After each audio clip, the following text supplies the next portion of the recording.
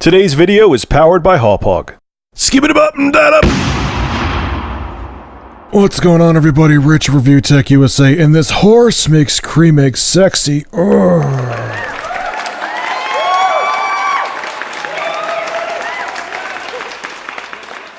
So, Slightly Mad Studios creative director Andy Tudor saying that Project Cars for the Wii U will run at 720p at 30 frames per second and look and feel amazing.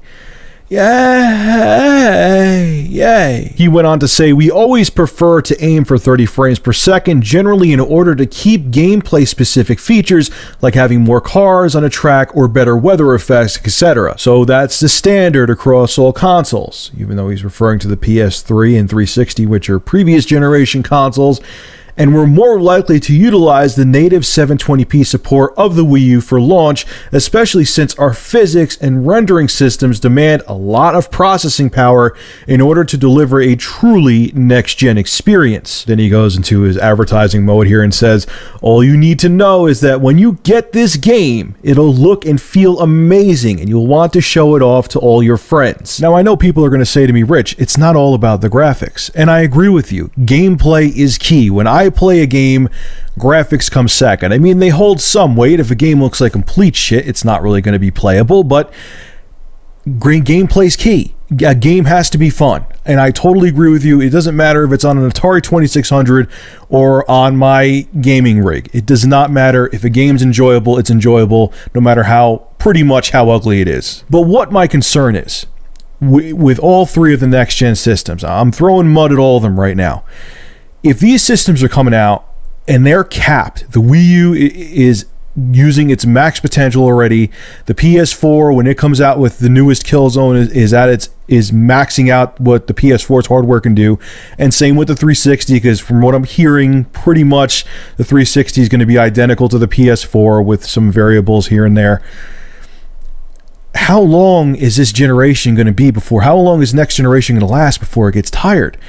I mean, think about it. They're already cutting corners to make this Project Cars game be, playable at a decent frame rate on the Wii U.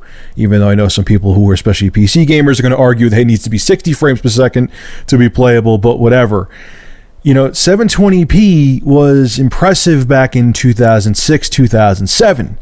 It's now 2013.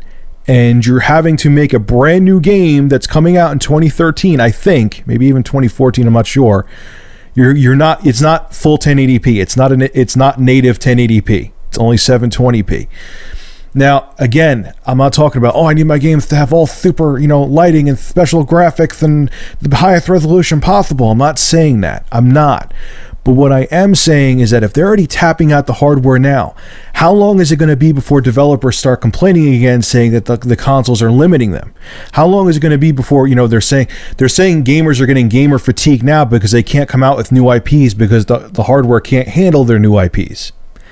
So if they're already, think about it, when the PS3 and 360 came out, they were at least, and some people may argue they were ahead of top-end gaming PCs back in 05, 06.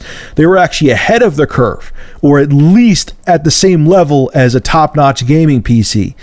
These consoles are coming out, all three of them, and they're a somewhat significant step below.